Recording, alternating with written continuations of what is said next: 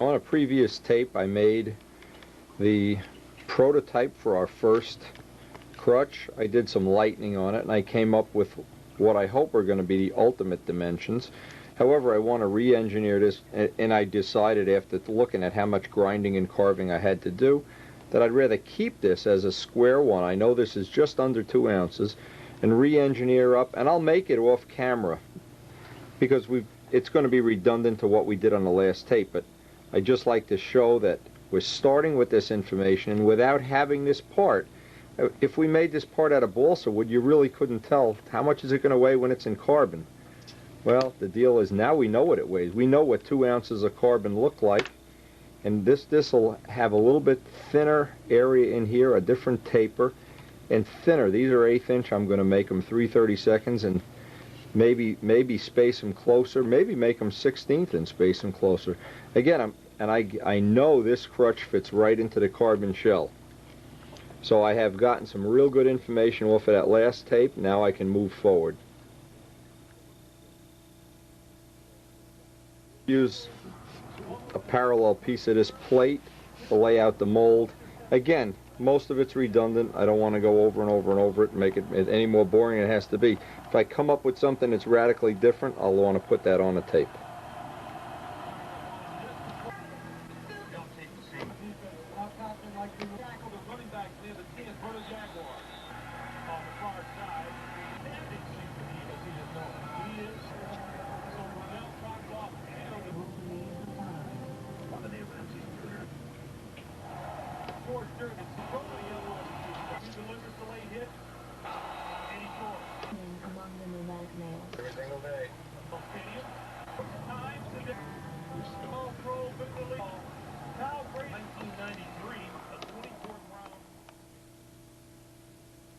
Made up the box with the scrap wood. I'm not going to put any finish on this because I want to pull one part out of here and just get a feeling for. See, I can see there's much less material. I may even get this under 2 ounces here.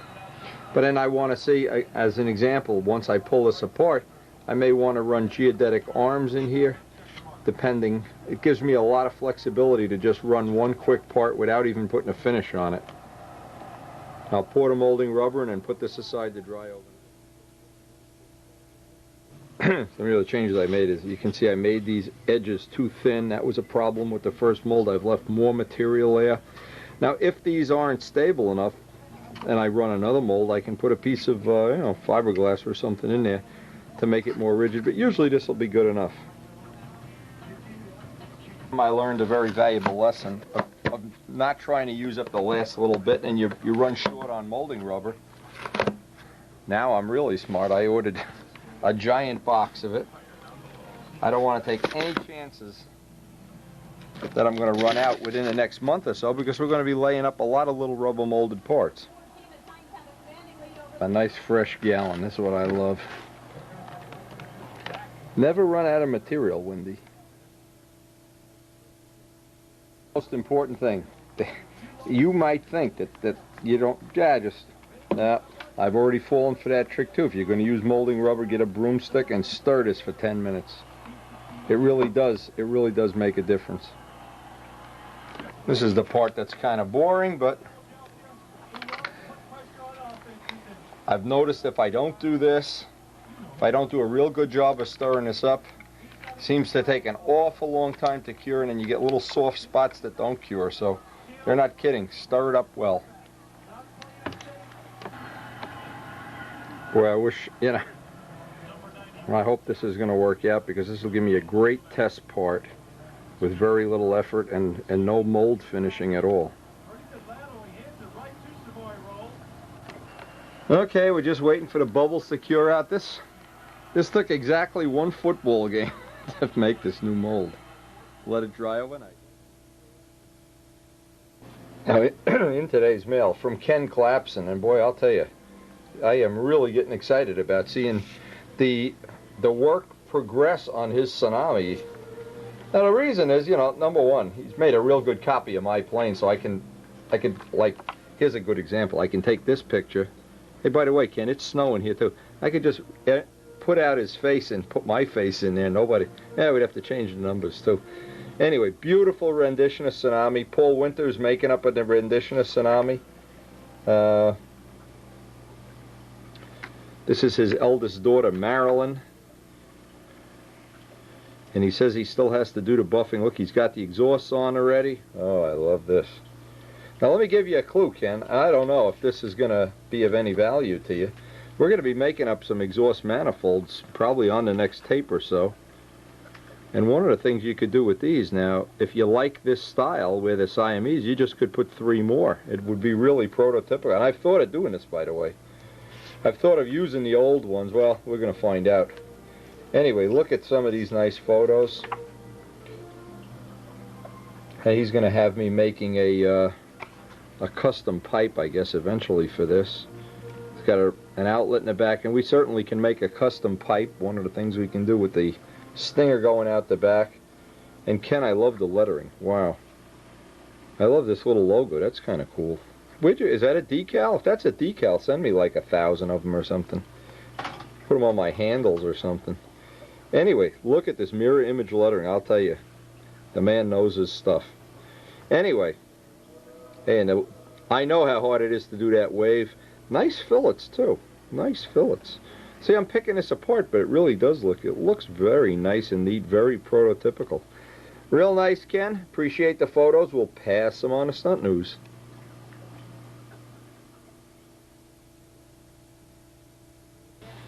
Okay, that feels totally dry. Boy, there was a lot of air bubbles in that mix. I really mixed that. What this is telling me is I stirred it too quickly. All right, the next step is to try to pull this apart.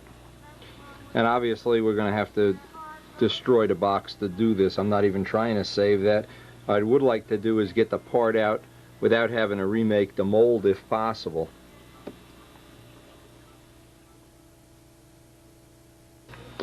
Now sometimes you can really luck out, and sometimes you don't.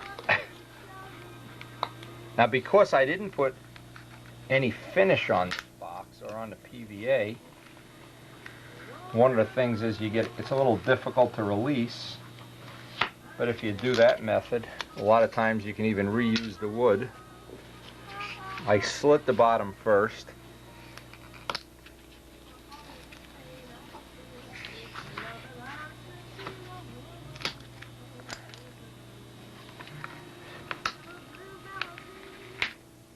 Again, sometimes you luck out and these pieces seem to just drop right off. And this one came right off. But not all of them. Oh man, okay. We're expecting another, as if we didn't have enough snow this year, another big snowstorm today, so I don't want to start any real long projects. Oops, here we go.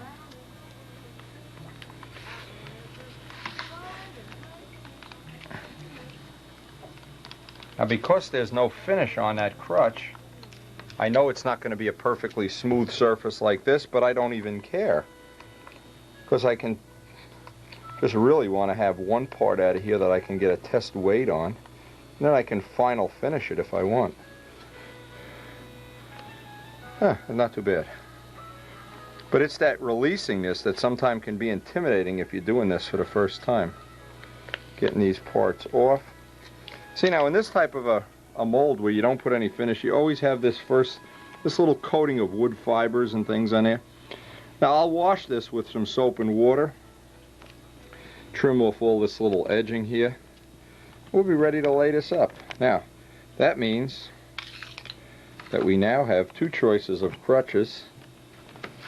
We have the one that's way too strong and way too heavy, and one that I hope is going to be in the 2-ounce range. I'm looking for about 50 grams, a little under 2 ounces, and with all the toe going in the proper direction, and with the real high-end post-cured resin, and after it's post-cured, I'll really know. I'm getting to the point with the molding, because I've done this enough times, that whenever I get one to come apart real nice, I call Karen up and we celebrate a little bit. Anyway, I keep relating this to being, if you're a professional mold maker and you've done this all your life, you learn the skill from somebody else or your dad or somebody. you work in industry, well, this probably seems like a pretty pathetic way to do things. But the thing is, for me, it's so challenging. I just love the more and more parts I can mold on a plane. I find each one, every time I cross that bridge and I have another part that I can mold. And I hope this is going to be one of them somewhere down the road. Now, the thing to figure out is, once this part is made, to see if this is a better system, or if X is, or just plain Warren Truss. And obviously, if this is not what I want, I can go make another part.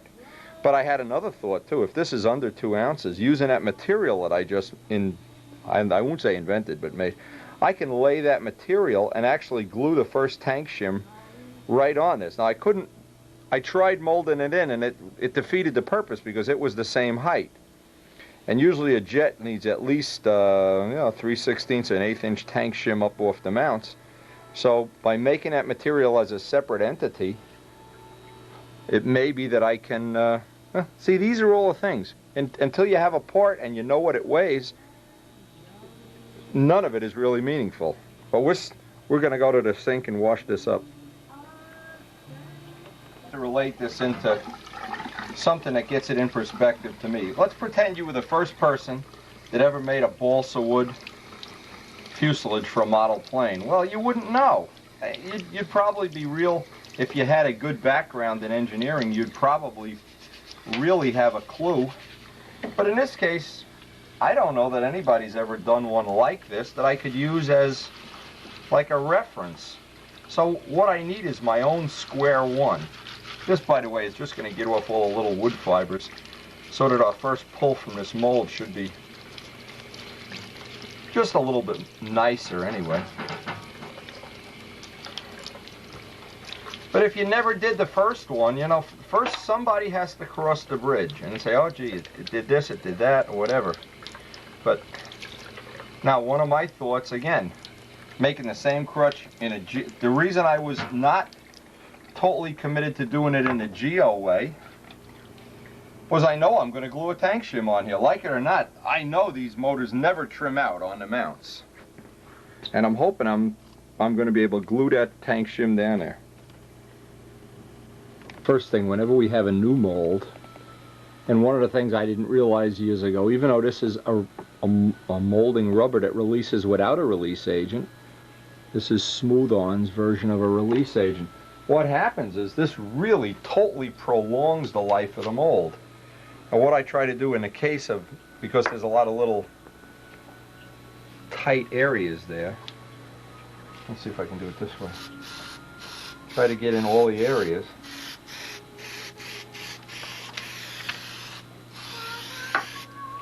Now I remember thinking, oh yeah, boy, never need release agent. Yeah, that's true, but if you want a lot of pulls out of the mold, and once we get one of these that's going to work to where we're real happy with it, which I'll be honest with you, you never can tell. For instance, if this part comes out weighing about 50 grams, I put the tank shim in and the whole assembly's around 2 ounces, we're going to go with it. This is drying. We're going to pre-cut all the material, get everything ready. In fact, over here I'm going to take little scraps of a real lightweight carbon that is cross grain, because when I put the screw holes in here, I don't want to split them out. So I'm going to cut these ahead of time. I'll cut maybe 20 or 30 of them up, make a little pattern. The hope is by inserting 20 or 30 of these pieces into the mold, it'll give me some strength. I want most of the strength going in this direction, and one piece, and then I'll wrap it back and forth. Since we've already done this, I'm not going to bother putting this on camera. It's on the previous video, but the difference is I want a lot of pieces up in here.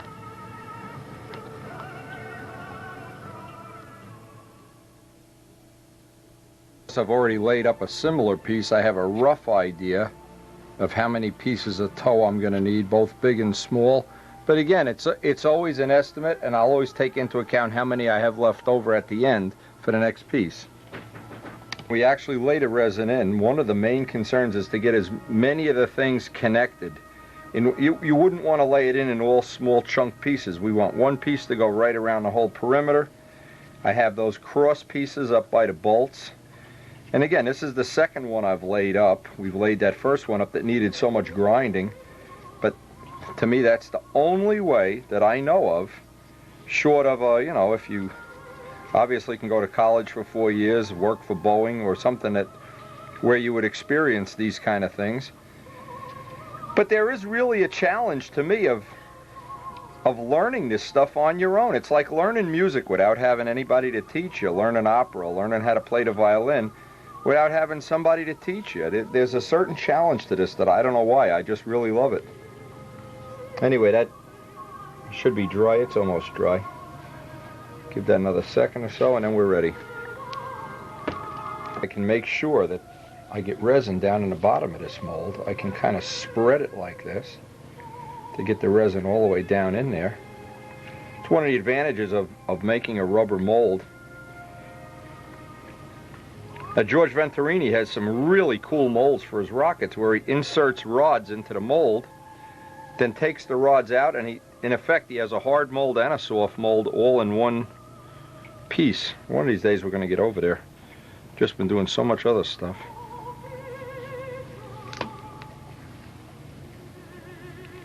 This is the real challenge, is to get as much of it in and pack this. Like when you make a propeller, I don't know how many people have had the joy of making a prop mold, and Wayne Triven was such a big help to me trying to get the mold that I had made usable, and Dennis, of course, Dennis Toth, real knowledgeable about mold and props, Bill Lee, Stuart Sherlock, Brian Ether, all of the people, Bali, of course, but they all basically used the same. I'm really trying to pack this mold, and I'd like it to go like on a propeller. It goes tip to tip.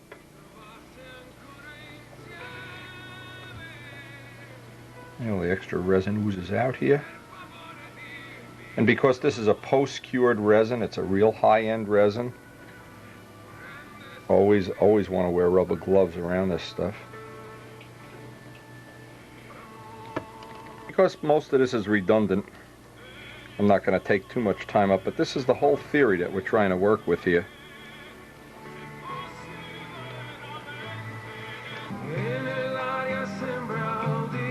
Now, having the thin is really a big help because we have some thin areas here. Hard to pack the thick down. But this really, it's like tying a shoelace here. And when you can connect the dots, it's like tip to tip. You're getting a lot of free strength here with no weight at all. As opposed to if you had glue joints at every corner. This is really the proper way. I'm sure Boeing is somebody with Joe Adamusco, Paul Walker, where they really know what they're doing. They would suggest doing this.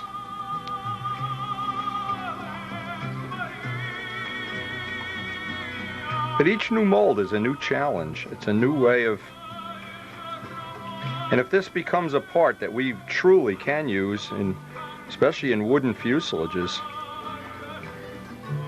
then it will pay to make some really sophisticated molds and do some more extra testing. But for right now, if we can make an under 2 ounce piece that has the tank shim glued to it with this high strength resin, this post-cured resin, I'll just count that we're really in good shape. Now we've got the mold fully loaded, and the good news is we use just a little less than 2 ounces of resin. I've obviously got it overflowed and a sheet of Teflon. I'm going to try to press out some of the air. Anytime I can get rid of some of the air, of course, it's going to be to my advantage.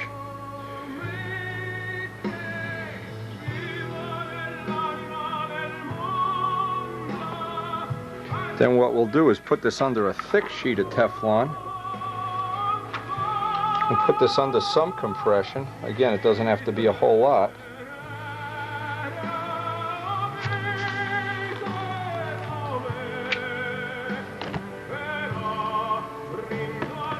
Now is the final thing I'm going to try to... We're under 2 sheets of Teflon, thin and thick.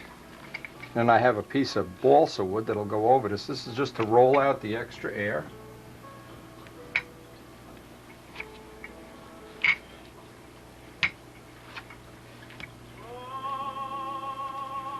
Now what I do, I always put a little bit too much carbon in, with the idea in mind it'll overflow and squeeze out all the extra resin. Some cans of Brodac dope, laid them on there, and give that 48 hours to sit before we post-cure it.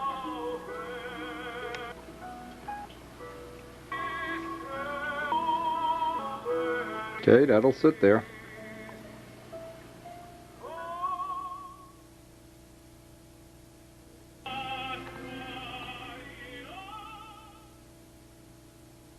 I know, while that's sitting in the mold, I know one of the things that I'm going to need to have is a tank shim. And if the tank shim just gets shoved under the tank, you know, it just goes along for the ride, it adds no strength. Well, in this case, I want to try to get a tank shim. I'm going to give this a try.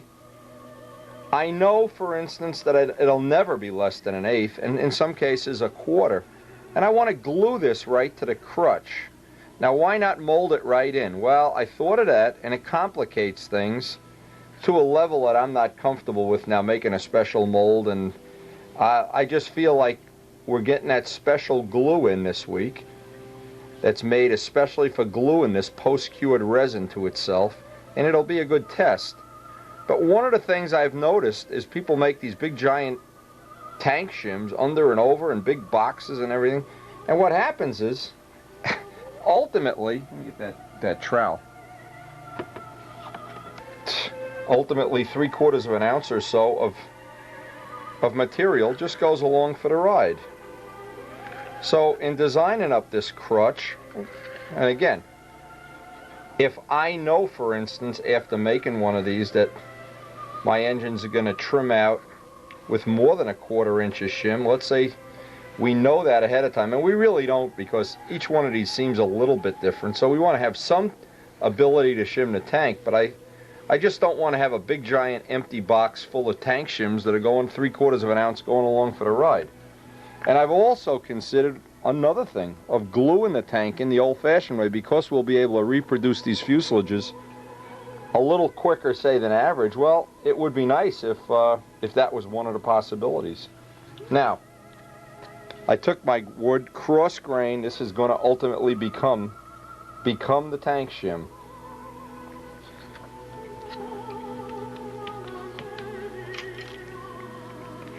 And I want to see what kind of penetration. Now, I've heard you can buy these, Karen was telling me, these glass rolling pins, and that's one of the next things on my list.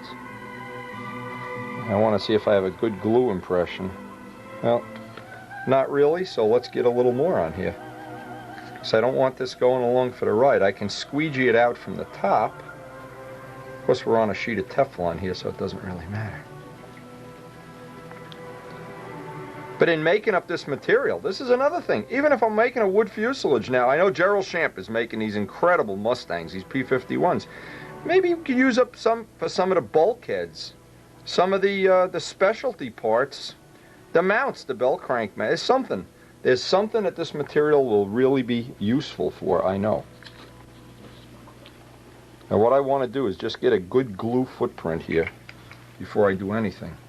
Because again, I put this material under a lot of pressure.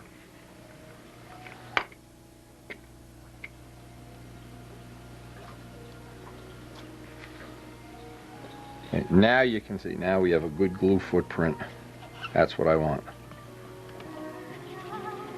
And I'm trying to think of other things that may be appropriate at some future time, is to cast up some gear blocks, among other things.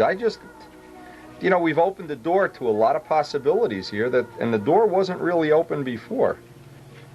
But if anybody, you know, obviously has any other ideas, we know part by part by part, we can make parts that normally were extremely labor intensive to make. Once the mold is made, again, and I don't know that this, you know, I'm not just sitting here and saying, oh yeah, this is coming, no problem. This is like crossing the Atlantic in the Nina, the Pinta, and the Pierogi Maria. You really just You just got to keep experimenting until you find things that work. Discard the things. Don't be discouraged by the things that don't work. A piece of fiber in there.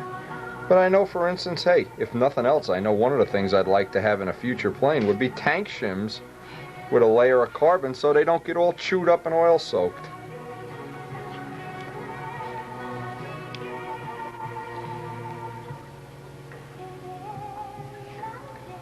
And this has been one of the better, and I'll make a couple of these until I use up the resin that I have left over. And then we're going to try fitting this and gluing it right onto that crutch when it comes out. Now, because I used 2 ounces of resin on that crutch, I'm pretty sure, I'm extremely sure. Now, this piece, by the way, would be about $35 if you bought it from a composite store.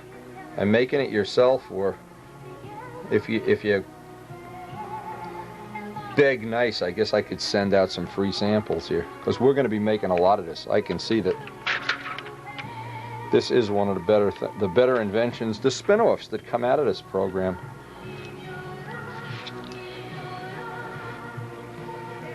And you can see how nice that finish just, and how much of that resin just comes right out.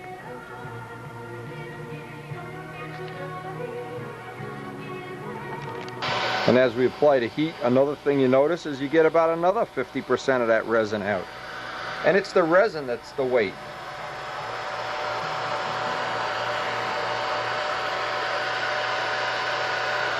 Also, the thinner resin gets a better penetration into the wood. Boy, that stuff just oozes out. Amazing. First time you do this, you're amazed at how much of this you can almost squeegee it out to it is just the thinnest possible layer, especially when you put this under compression.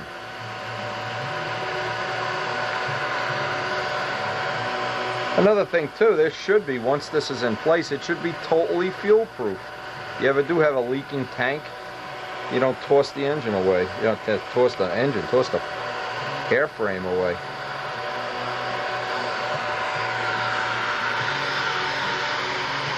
I hear a noise out there. There must be a giant rat. Oh! It's either a giant rat or another Strager coming in here. Oh, look at this guy. Enough snow out there for you? Look at this. Hello, Winfred. Oh, look at this. Strager's in a box. Hello, Karen. How are you? How are you? Here we have the A-team. Karen on email, Rich bothering me. Did you bring a pizza? Oh, come on. What a dumb question. What did you bring? Bagels? Bring anything. Nothing. Oh man, I'm reporting I you. because you have to run out. I'm reporting you to the Brodak Patrol. You have to run out. You told me you only have 20 minutes to give me. I'm not even I didn't giving get you a 20 chance. minutes. Rich is Italian. He's bringing me jaws to mix Brodak dope in for the upcoming finishing Aren't season. these nice? Uh-huh. Well, yeah, they're good. Did you clean them? Look at that jar for pasta. You sent me that. You gave me that jar with with the garlic in it or whatever it is. The whole plane smelled like garlic. What? Oh, these Italians are all alike. Look at these. Look at these jars. Aren't these nice? Yeah. I'd rather have money. Well, I know. But You're like Peabody. No money, just pay me with jaws. I'll give you jars instead. But you had 60 in here, or is that the Yeah. fifth? That's a That's 60. a 60. Okay, and you got the header, and you carved up a bottom block so far. Yeah. Well, You're it's doing not like done. a Kent Ticer bottom on this? Yes. I don't Okay. have everything done And you made the little ideal. scoop. You know. It's Ooh, not that done. looks nice. It's not- I like it already. Okay. Now the problem is, Woody, I need a pipe because I can't figure out Okay. Well, where that's everything why. else goes. That's why you have the A-team on I know call that. here. I know. Let's see the top. Ooh, the top looks nice. Well, I don't know. You know, Oh, I'm I too like it. infatuated. I'm with getting ready to make the top for mine, so the hold on, let me get mine. This is mine. This is a mold. You know, you can get it. Just get a molded piece. You carved this from one piece? one piece. It weighs a ton. Yours is a little bigger. You Well, what I use a intend bigger, to do a bigger is I wanna canopy? cut this out. Yeah, I'm going to cut everything out here. That's no good. It's going to do this then. You Even got to if I leave that put in like a carbon fiber? reinforcer. No carbon fiber. Just leave that piece in there. You're not going to save much weight. Really? You won't save anything. No, Not this much is at fine. all. Oh, your cockpit is much smaller than mine. I can see. Yeah. Well, because I remember Kent made his. I didn't think it. I thought it was too big. See how that little box in there? Yeah, I know that. You want to buy a cockpit? That box. 2 screws and a cockpit comes out. Ooh. So if you crashed the plane, you could use it over. Not a bit. Look at this guy. Mr. Crash Jacobone over here. No, that's a good idea. See, you could still make it like that. Nah, well, you're not going to make a take-apart plane. You made a box. I have the Okay. the instrument panel made. You have the canopy yet on Oh, this? I have the canopy. I don't have Okay. it with me, though. Okay. I got it all carved. Yeah, I thought, see what Kent did. Kent has this all one piece. It doesn't taper in the back. This is the way it... Yeah, that's the way the straight Miss looks. Ash, a real, yeah, well, real, I don't know, real or You know, not that's real. the way it looks. Okay. I like the scoop, by the way. This looks Thank really nice. Well, it's, you see, now what I want to do is, you see, if I have a pipe, I measured 19 inches from the spark, from the Yeah, spark plug. you're never going to make it longer than 19. Let me see how they look it when they're goes all right sitting here. on the table together. Yeah, they're going to look nice. Yours Oh, is, Wendy, black ink is low. You have Yours another is ink done. cartridge? what was that? That's- Just ignore it. Stupid printer. Yeah, just, there goes my fuselage on the floor. The problem Rich had, you took the mold home. I got the mold. You got the mold here. Right, Okay. I didn't bring it back on purpose. But look, because- share it with people. The people. Well, no, aren't- the point yeah, is, look. the reason why I didn't bring it back because I wasn't satisfied with this, and I said, Okay, and I made- got a lined mold up- for this piece too, so you don't have to make another one of it. Here's the deal. Here's what Rich did. He didn't realize that 16th was going to be too flimsy. Now, see how flimsy? This is like an eggshell. Right. Yeah, this is good if you're, you know, the ultimate builder in the world. Maybe you get away with that. Okay, and then you had to use a block up 1/8. here. Yeah, that's what I'm. You know, I used the block Well, the you, last time. you could use leave the piece on till Yeah. you make shell. Make the shell out of 1/8 inch. I got real Okay. nice 1/8 inch wood there. I got a mold to make this piece, and you didn't lose anything here. That's No, because what I'm one going to do night. is I'll just Yeah, that's nothing. Okay. transfer it over. So the trip over here was worthwhile. That you get this out of your That's system. why I wanted to come over. Yeah, you can't know? make 16th. And now you could make 16 if one thing, if you never had to sand the plane. You know what I'm saying? Oh, I understand. But I've tried to make 16th, and it's so flimsy. By the time you get done with them, Well, you see, I couldn't understand it. I said, you know, well, where's the mold? You got the mold here? I got it home on purpose Okay. because I said I want to go ahead and Okay. let you take a look at it. Yeah, I And understand. if it wasn't, But this is a significant thing. This is something Oh, we I got to know work on. We got to get this right. this way I can make another. Oh, you make one in one night, yeah. Yeah, I know that. Okay. Yeah, that would almost fit right in your Work. plane. Yeah. See, it's wider because a Little bit carbon wider. ship doesn't have balsa fuselage sides. Right. So you'd have to put this in a milling machine and take it down or whatever. Machine this down. Yeah, but that's I like this. I have a mold made, and Midgley's going to make another core, so we have 3 of these eventually. Yeah, this is. That's nice. less than 2 ounces. And the new ones will be even lighter than that. Yeah, this is gonna. This one. Will, You'll never break that crutch. That's like 2 propellers. That's solid as a rock. You go hit somebody on the head with that. But you got to make them a little bit. Well, you got to make it for this plane. Yeah, that's it. This is for my plane. It's Yeah. not for your plane. Yeah, this is nice. I'm loaded with ideas. Yeah, that's Too it. bad I'm not loaded with money. You got enough money. What the hell you want more money for? I'd rather have friends like you to keep me in poverty. Keep me from the Don't temptation worry, I'm of gonna buy acting like a something. wealthy I'm gonna buy something from you today. Buy a bagel or something. I'm gonna buy Karen, something. you heard it. I'm You gonna buy heard it. something from you today. He's gonna do it. All right. We need to make you a tune pipe tonight. We need to measure this up. Yeah. Okay. Hold this, put this up so I can measure for a pipe. I got plenty of pipes here. Ammonia and water, No. like you showed me. What I'm saying is if you Oh. made this too thin now out of a block, Oh, forget it. now you got to go back and start with a giant block of wood. Now to make another one, you're talking about 15 minutes. Oh yeah. You could make one if you can get a piece of 332nd if you want to make it thin, but I'd like make it out of 1/8 inch and sand it in. Yeah. I got plenty of wood. Elliot gave me all that nice light balsa wood. Yeah, give me a. We'll use it up. And I also need a. Okay, now we got to see which one of these pipes. If you like this size, I could put the stinger any place you want. These like with the flat back, or if you want, we can make the stinger like this. See, this is what's nice about having all the molds. We can make it pointy in the back, make it any way you want. And I got 3 baffle and 2 baffle ones. There's no Now, problem. What is this for? Okay, now you got to figure if this is a 2-inch header, is that going to stick out the back? How are you going to This has got to come out longer. come out the back? Okay, but I can make you one that's even longer than that. Yeah. I'll make it 1 inch too long, and then you just trim it even with the end of the plane. In other words, trim it even with the end of the plane. Yeah. Do you know what I'm saying? Yeah. That's the easiest way I know of to do that. Right. I can't think of any way right now. Just make one that's excessively. 1 inch. long. Sure, 1 inch longer than that one And will be then fine. I'll just trim off whatever I don't need. Now you got to get the in here. Okay, it's not going to hit the wing. You got to make sure it's not hitting the wing too. I may have to go ahead and put a shim underneath this. Try that shorter pipe. See if the shorter one fits in there. The other one's an inch shorter.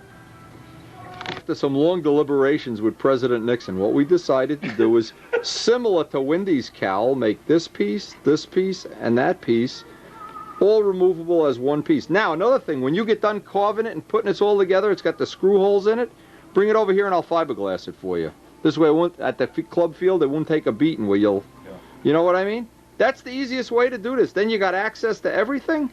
When you take those screws out, you go right at done. I think that's the answer, Rich. But just pay the price and make one big... I really enjoy these visits with Rich, believe me. And I'm trying to help him. He's making a plane very similar to mine, and we're trying to learn from each other, obviously. Now, one of the things I want to do, and I'm not going to get a chance other than to just think about it tonight, I had another idea. See, every day that goes by, I've been getting ideas. Larry Cunningham's been sending me ideas, and maybe 9 or 10 other people. Everybody's got ideas, and I'm glad that they're willing to share them. But I want to make the original thing was I was going to make another molded balsa shell and another cockpit with the interchangeable cockpit. Well, after thinking about it, I said, geez, Midgley is doing some outside the shop work. He's not going to have time to mold me up another canopy. Because I originally thought I'd make that whole piece out of one piece of the butyrate. Well, that didn't pan out for a lot of reasons. The other thought that I have is I'll make this piece out of carbon, because I know somewhere down the road this is going to become, or hopefully become, an F2B plane, and I don't need cockpit detail, so I can have a no cockpit detail top and the molded balsa shell. I'll have, in essence, have two different tops for the same plane. So what I'm going to do is get a, and I'm not going to start this tonight because Rich basically took up the whole night. I want to get a balsa block, start thinking about how I want to do this, and I want to make a mold similar to the way I molded this shell. And by the way, our stuff is on its last 8 hours of cooking outside. All the post-curing will be done, and actually, I hope by the end of the week we're going to have part of this put together in the shape of an aeroplane. But having that option, that is another thing too. People that are not even making a plane like this, a normal wooden airplane, might want to have that Miss Ashley type of cockpit, and I can mold one out of carbon fiber. I'm trying to let this plane evolve, and it's evolving little by little. I'm trying to let it evolve in ways, as I go through it, I'm trying to make up little things that'll give me more options. And having this piece, this exact piece where there normally would be plexiglass, what we're eventually going to try to do is have this whole piece be one canopy, and I can get Midgley to mold that when he gets back from Florida. But I can also make this whole piece out of carbon for somebody who doesn't want to bother with cockpit details. And I'll eventually have all these choices, because the nicest choice of all is I can just mold me up another fuselage. I don't have to go through a lot of high-tech stuff. Once this is done, I'm hoping that replicating these parts will be relatively straightforward. So the only thing I'm really going to get done tonight is to get the canopy block sorted out, and tomorrow start on a canopy.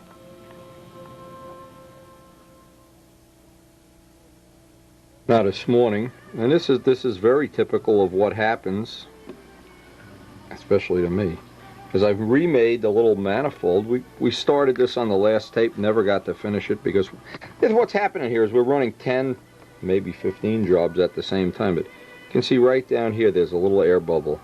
Now what's going to happen? That's in essence going to ruin the final part. And there's no real way I know of to fix that right now.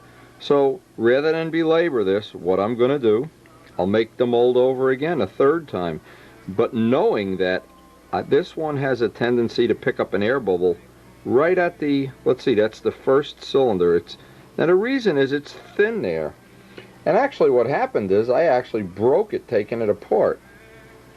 Pulling it apart. So I'm trying to look in the real mold and see why we did two in a row and it picks up an air bubble right there. Now, it's not a big deal. These fall apart. There's only one little piece of carbon on it. I can rejoin this and refinish it. But it gets me a little disturbed that that I've had this problem twice, but as always, I'll have a cup of coffee, I'll remake the mold off camera. We'll make a third issue with this mold, rebuild this, I'll do that off camera, and cast up another one next time we mix up the rubber. But you know, I don't want to give you the impression, because it would be false to begin with, that every time I make a mold they just jump out of the mold. Well, this one has gone on for two tapes already, which is probably 15 or 20 days, and I still don't have a usable part, a part that I'm real happy with. So that's life, baby. And this is I'm telling you, there's so many projects going on here. I don't know which one to work on next. This came out of the post-cure oven. Still a little warm, in fact. And I'll peel this all back real carefully. You can see I put a little too much resin in here. I want to get this part out. Trying a couple of different techniques because I don't want to destroy this mold, of course. See what's happening, because I've had too much resin in a mold, it's cracking around there. So maybe we need to just not overfill the mold. Oops, there it goes. Whoops. Anyway, it looks like it will come. Ooh, boy, these things are like razors. This post-cured resin, by the way, when it's dry like this, you can cut yourself on. It is so sharp, it's unbelievable. Here's the thing, is I want to real carefully, all these little pieces, I've been using my fingernail because I don't want to chew up the mold, but they are like little razors. I'm going to clean this all up. Now obviously the thing I want to do, now that we know that part came out of there, and that part is under 2 ounces, by the way, I want to lay another one up right away so I can get it in the oven. It's got to sit in the oven 16 hours. And I can do that off camera since we've already done it, but we've got our first piece off. Now this piece obviously needs to be all cleaned up with the Dremel tool. And then I have the tank shim material that I made, and I purposely didn't saturate it with resin, but I don't have the glue in house yet that I'm going to use, the Gouchon glue, the very high-tech glue for this. So I'll just clean this up and we'll wait until we get the glue, and what's going to happen, I'm going to cut a real accurate tank shim, glue that right in place, and I'm thinking around 2 1/4 ounces, and I'll have a really rigid crutch. Because a lot of this is strand to strand. There's one strand going through the whole thing. It'd be really, and this up here is like, geez.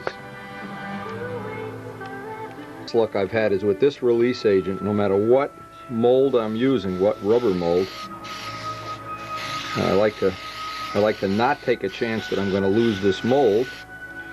So the idea would be I always want to keep the plug if possible. In this case I have it, but you got about $50 worth of molding rubber here to make this over. Moving a flash I can do right on the belt.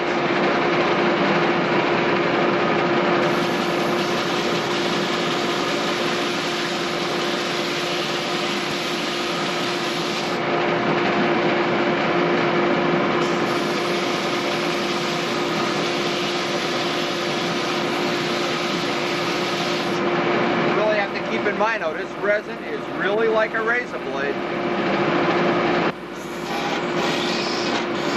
These little chunks and blisters, once I have it flat, getting a new XL blade in there will clean that up. I want to get all this flashing off. Now what's good about this is you can see the direction of the toe. You don't get deluded into thinking. So you could make the part, you could put black dye in a resin and then just put one piece of carbon in it, yeah. And you'd save, you know, cost of material, but it wouldn't be anywhere near as strong as this. Put to the scale and weighed this, it's 43 grams right now. But of course it doesn't have the tank shim on.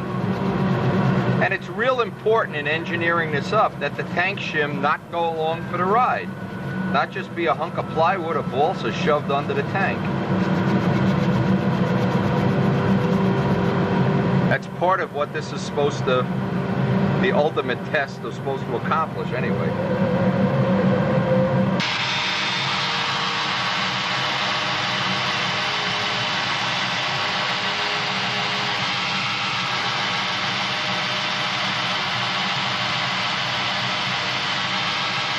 Now all of these tools that I got for Christmas are turning out to be very handy.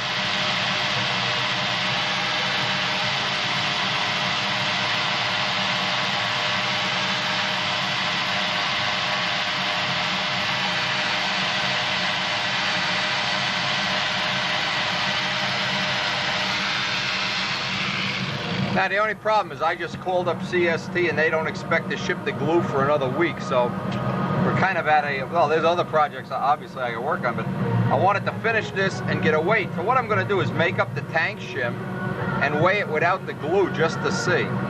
Again, this is not ordinary 5-minute epoxy. This is special, they call it secondary bonding resin. This was all dressed off. It's 42 grams. And you can see that one of the things before I drill this out for the motor, I want to make sure I have, see, some cross grain in here. Because what will happen if all the toe was going straight up and down, well, it'd have a tendency to split, much like you see the tips of propellers split because you don't have any grain going in the opposite direction. And we packed that with plenty. There's plenty in there. Now keep in mind though, when I engineered this up, and the master engineer that I am, of course a former whatever I am, I don't know. A lot of this is seat of the pants. You have to keep in mind, you know, this is seat of the stunt flyer pants. I engineered this up with the whole idea that this piece would be lighter than normal, although I assume you could put this right into an aeroplane. This would be no problem at all. But I wanted to even take advantage of the fact that now that we have a carbon here, we can put a carbon tank shim. And that carbon tank shim would be attached and be part of the plane, not just going along for the ride. That was part of the engineering right from the beginning. I made up several different variations of material from 1/4-inch balsa, and I tried every possible way to figure out which way I wanted to do this. And it turns out, it looks like what I'm going to try to do. I made some with 1/8, I made some with 1/4. And I want to use some for my doublers, which would take the place of the plywood doubler. But this looks like the material I want to use for the tank shim. Now, I heated this and squeegeed out and rollered out every drop of resin on this. And after post-cure, it's got a rough surface. But I'm not interested in that rough surface. What I'm interested in is the most structural integrity. And you can see I have the material in a cross grain, like a geo grain. So what I want to do next is cut out the shape of the tank shim, and then using the orbital sander, I can get a tooth on this. In other words, you never want to try to glue it. This is a real significant thing, because I've been doing some research into glue.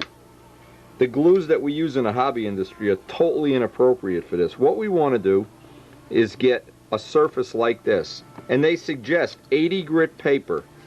It's called secondary bonding. When you glue 2 carbon pieces together, the first thing is rough the surface with 80 grit paper. That's like taking it out on Route 80 and just rubbing it on the street.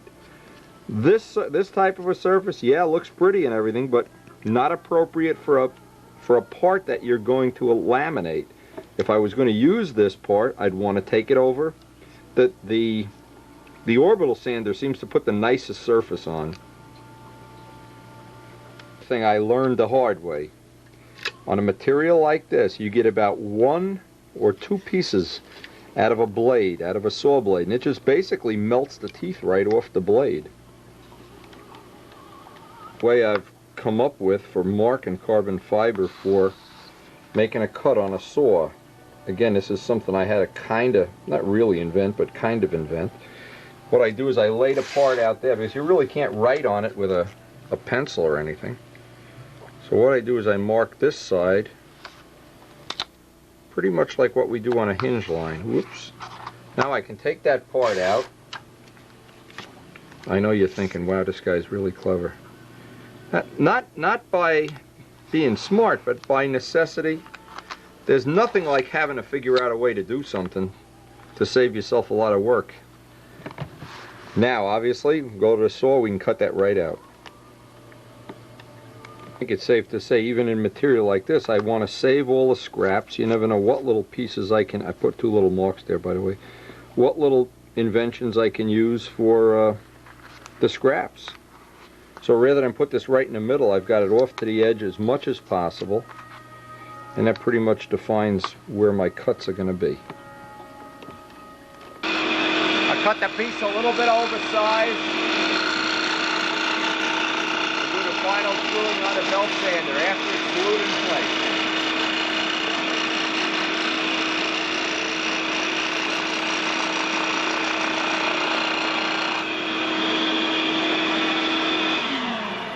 You notice I have a vacuum running to suck all the dust away. You never want to cut and sand. You never want to sand and get this dust in your lungs at any price, unless you're making videos. And then you do it, and as soon as the camera's off, get the mask on. And we have some nice little scraps, and we have our tank shim. I'm going to get rid of the tape, and we'll see what kind of fit we have. I also need to put the finish on this that I need with the sander. Again, I want that tooth. I want something with a good tooth when it comes time to actually glue this in place. And actually, this is good. I call this furniture joint engineering. That actually this becomes part of the structure. And that's so important that this just not be a part that just goes along for the ride. Thinking this through for a while and looking at, see, I didn't have this material in my hand before, and I'm seeing how hard this is. I'm thinking one of the things I may not need is the aluminum plates. That saves some weight, of course. But not only that, then if I don't use the aluminum plates, I don't want to have a 1/4 inch. I'd want an 1/8 of an inch shim. So I'm going to make one of these up an 1/8 of an inch so that I have two choices and I can think about this while we're waiting for the glue to arrive. Happen to have a piece of 1/8 inch. It's going to need some sanding, but I'll cut the same shim and I can use this for the top of the tank box. Or I'll see how strong this is. Maybe I don't even need this much. See, this is half the thickness. Obviously, it's half the width. Well, not half, but a fraction of the weight anyway. In fact, this will give me a good chance to, when I cut this out, to weight a 1/4 inch versus the 1/8 inch. And it seems like all this material development is it takes a long time to go through this. But boy, when you're done, you've got knowledge that I don't know where else on the planet. I don't know that you could get this without doing the test yourself. Eliminate. In fact, I'm going to cut one of these out too. This is end grain balsa, which, boy, this is another material. We were making bell crank molds out of this at one time. But there's so many good choices here. Except this is not carbon. This is e-glass.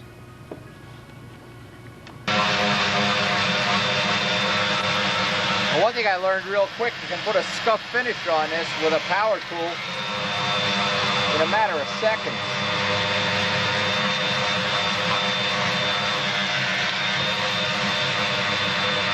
So on any glossy surface when we put the glue on there.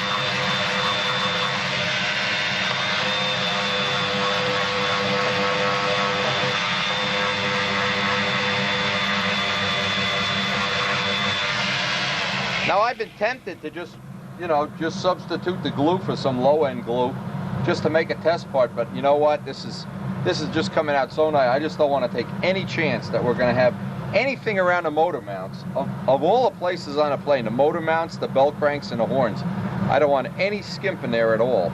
But anyway, that has a nice totally sanded surface now.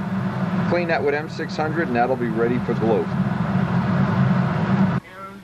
Now we're at 48 with the shim installed, not glued. So we got to allow a couple of grams for the glue.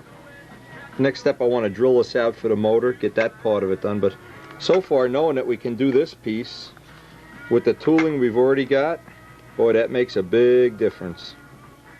48 grams. Now I filed in these notches and dremeled them in. The reason is I want to have a real nice fit here of the motor before I drill the holes. Also, what that does, because I'm using shoulder bolts now, it gives me more. See how much mount I have here for actually supporting the blind nuts. I'll have a lot more material here than if I had these thinner. This will add a lot of strength and hopefully no weight at all.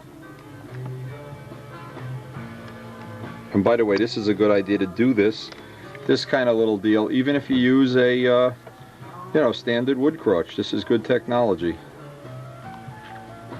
It's funny, I just heard from Mark McKinney, he's molding up a cowling too. So anyway, what I put the rest of the reliefs in here so I get a real tight motor fit, but of course I still want to have just a little smidge of ability to put some offset in here if I decide I need it.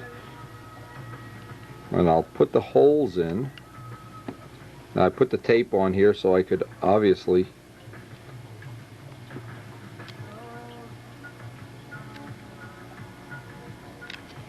And I want to use precision drills because I'm using shoulder bolts. I want a real tight fit. Now the shoulder bolts measure, and I have a drill that's 2/1000ths bigger than the shoulder of the bolt. These are 106, 108. Just a few thousandths bigger. I don't want to have big giant holes, and I certainly want to leave as much of the carbon there as possible. I've already got these spot faced. And what I do is just put just the slightest little bit of a recess in there.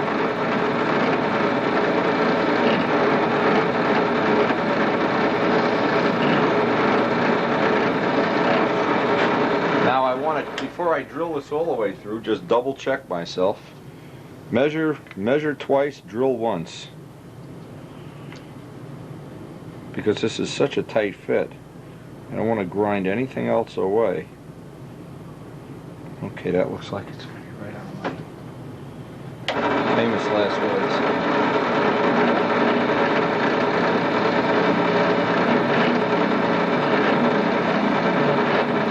Now usually carbon fiber is kind of rough on drills, and I want to recess the blind nuts exactly with a precision. I don't want to have a big sloppy fit all full of epoxy or something. I want a real accurate fit if I can get it. Again, there's going to be no wood on top of the blind nut holding it in, so I'm going to have to improvise something here to make sure the blind nuts don't come out. I don't even know if the blind nuts are going to be working the way I expect them to in the carbon fiber, or if I'm going to have to come up with something. This whole project has come up with something. Anyway, nice to see new people molding parts, doing things. And I hope Mark McKinney will send us some pictures. I sent him out a bunch of the video information. Yeah, that looks like it's going to be... Oh, yeah. I just want to see this. Oh, yeah. Oh, I like that. That is nice. Now I just have to do the countersink. See, I want that... The object is to get... Whoops. Because we're not using 632 bolts. In the carbon, I want to have the shoulder actually touching the carbon. That's my... Let's see if we can get on a close-up here. That's my whole motive anyway. Don't know if you can see that on the tape, but that is a nice fit. Now I got to relieve this for the blind nut. See, it's going to be that's the next adventure, part of this adventure. Little trick. Now this is a 138 drill, and I want to put a little piece of tape on it as a little marker, because I only want to go into the back of that carbon. The height, maybe a little. Let's see if I can get this up close. The height, maybe a little bit more than the height of the blind nut. Again, I want to leave as much carbon there. I don't want to have a big giant Lincoln Tunnel type of hole. One of the things I realized right away, I didn't anticipate this, is I went to put the blind nuts in, and the little tabs just tang right up. So what I did, I ground off the tabs because they were already bent up anyway. What I'm going to do is make up a little plate. In the old days, we used to, well, I think it's on the green box Nobel plans, just have a little piece of tin that connected the two nuts. And it looks like that's going to be the solution to, well, something I didn't anticipate. Get a little piece of brass or a little piece of, actually a piece of tin can stock, and just one drop of solder on each one of the nuts. Now, it may be that there's some kind of inserts we could think about using in the future, but for right now, I want to finish this part up today, and I think that'll get us through. One way to make this is just a piece of tin. Measure out the holes. I just ran an ice pick through and then ground off the piece that fluted up. And obviously I want to solder the nuts. Whoa. I want to solder them, not on the crutch, but and it's a great game.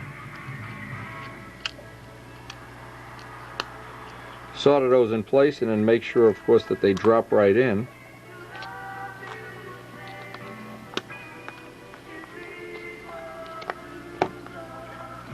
Oh, such precision. All right, I want to solder this off the crutch, needless to say.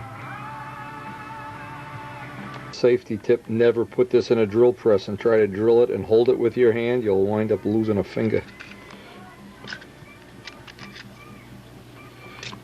Anyway, it looks like the ice pick is fine. I've ground it. I want to clean it and just solder my nuts in place. I cleaned all the parts with M600. Ooh, that's a nice fit. Precision ice pick fit. If you don't have numbered drills, Stay Bright silver solder, of course.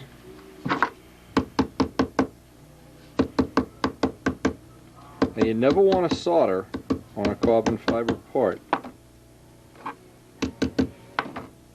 And we want to, of course, be able to deflux this when we're done.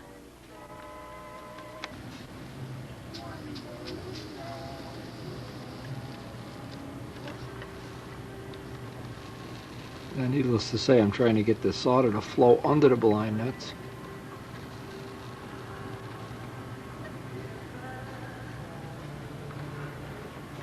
Now anytime you deflux a part, baking soda and water, you have to neutralize that acid. Then I want to wire brush and clean this all up. And I'll have my two little nut plates. All the residue on the back, of course. I want to get real clean and scuff it all up so the epoxy will sit in there. We're going to epoxy these in place. But that neutralizing is so important. The brass brush will finish it up.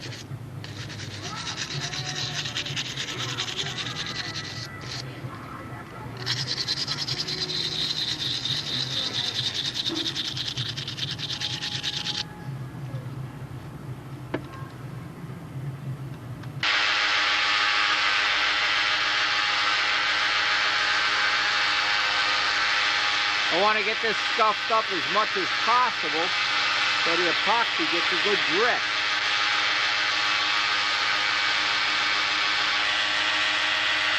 Before I go any further, I put a drop of chain lube on each one of the bolts. I want to make sure I get some chain lube down in each one of the threads while the epoxy is drying. That little bit of chain lube sometimes keeps it from just freezing up, and oh man. Now obviously we'll cut it in half and install it. Now while I have all the threads connected, the idea would be to get some of them down by the threads. I put a little bit of grease on each one of the bolts.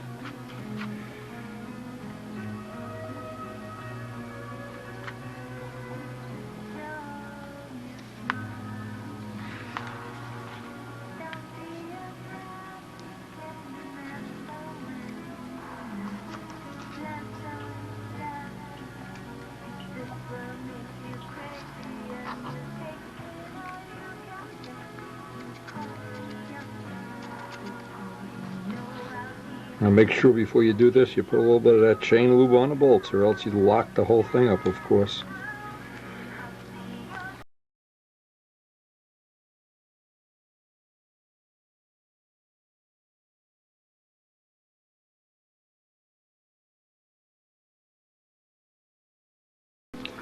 Just tighten up the bolts and do the other side.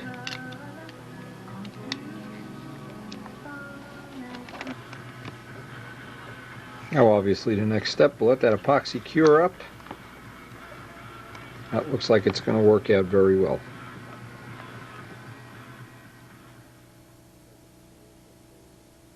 Now today I wanted to make two more plugs because that original manifold was ginched up, and when I fixed it I wasn't real happy with the way it looked. So what I figured I'd try to do, and this is not an unusual thing, is I'll take the bad mold again. I just replicated it, made another one. But I know this has bubbles in it. I mean, I have bubbles down there. So what I'm going to do now is refinish this part. Well, actually I have two to choose from.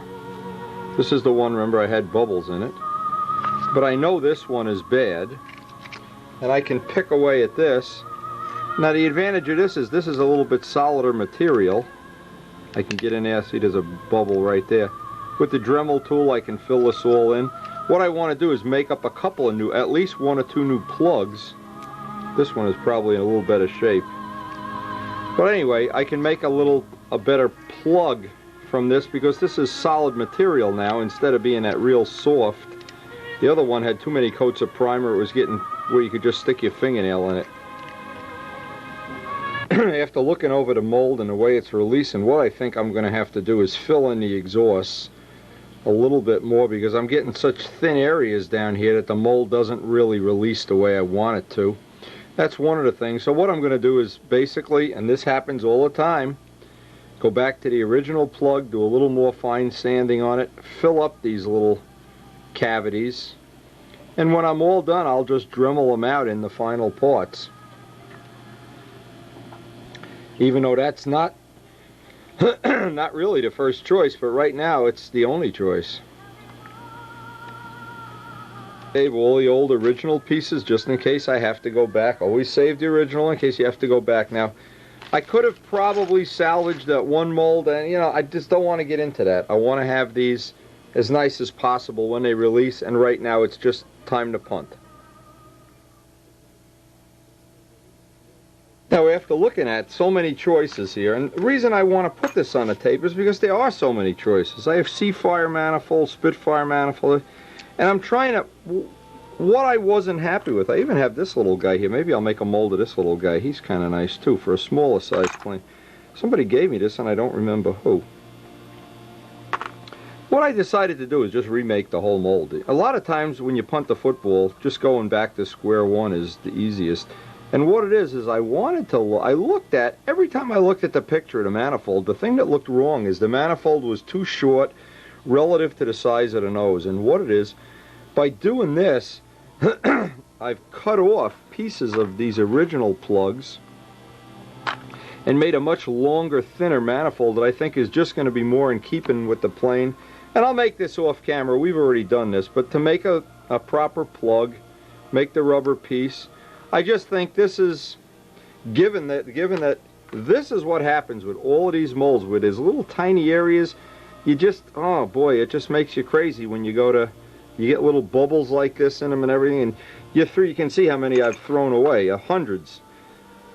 This, I think, from looking at it, even though this is not quite as scale, it's more in proportion to the nose length of the plane.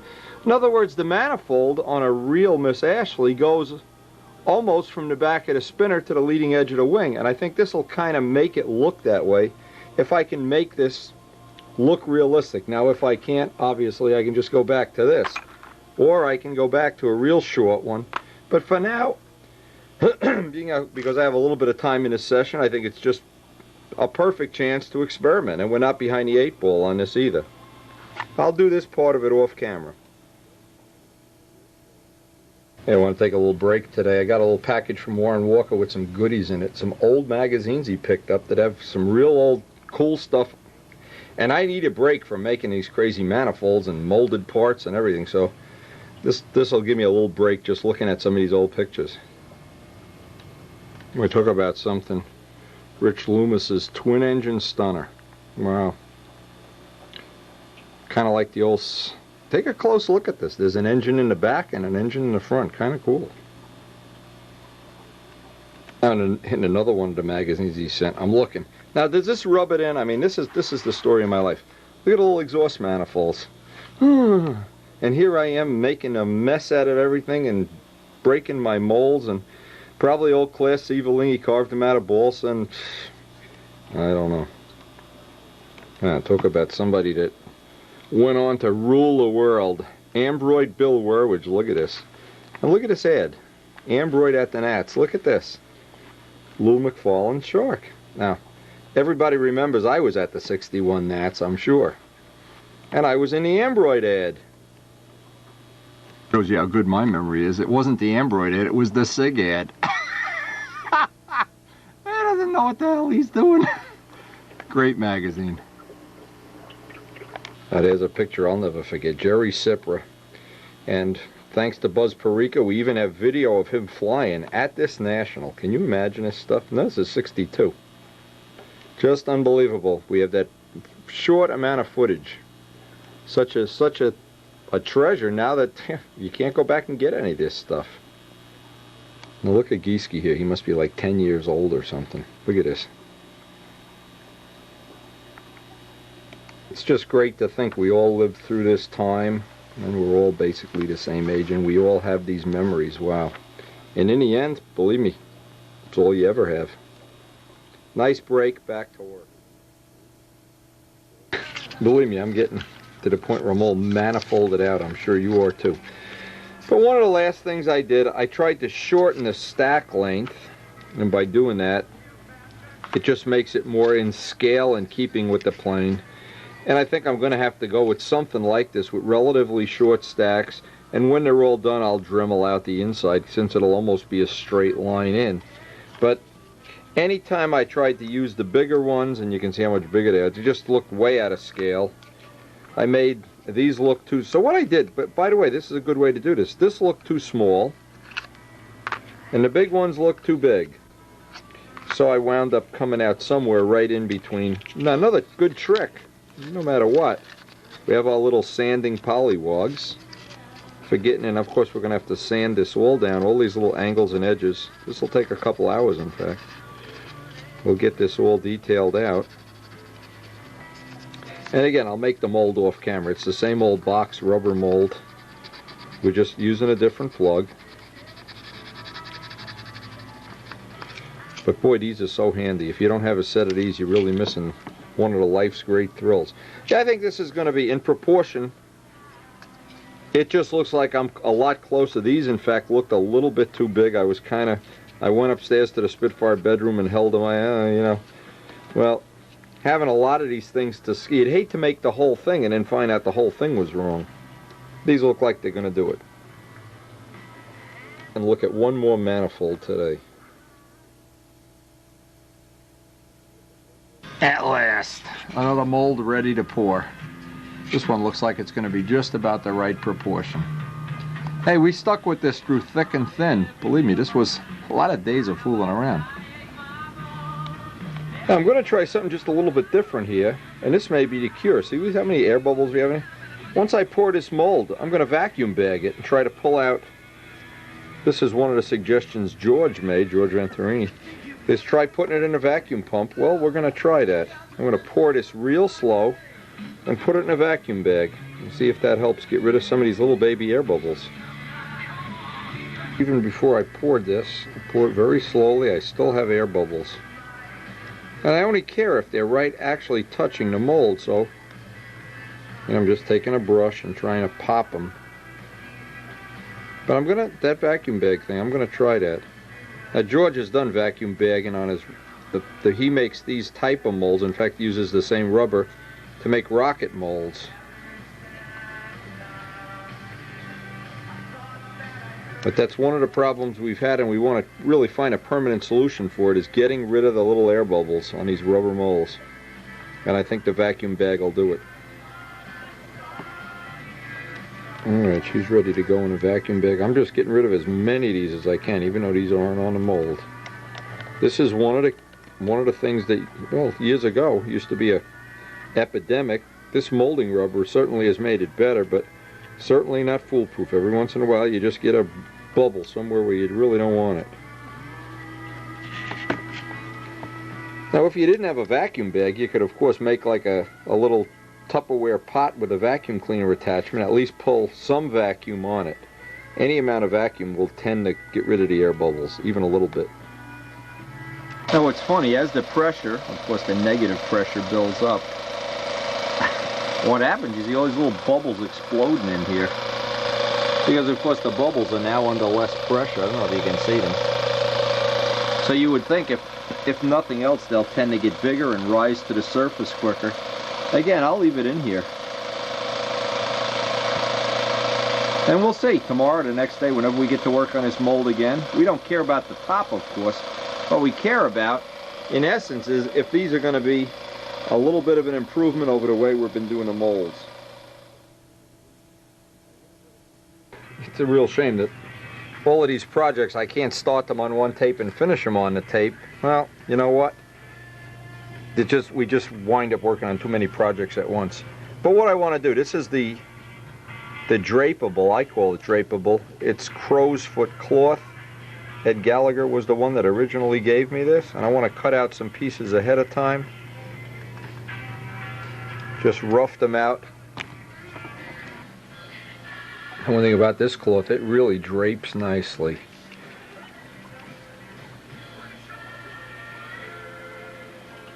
Again, years ago when I was really at the bottom of the learning curve, not that I'm not at the bottom right now, but Ed Gallagher was such a big help. It was unbelievable. Just hard to imagine doing this without him. Anyway, I'm going to put about maybe 3 layers of this on here. We'll see if that's strong enough when we pull it apart. Obviously, we'll make the other one up off camera. Want to see how these are going to work. These would work on a Cardinal, a Tsunami, anything you want to have a NASCAR scoop on.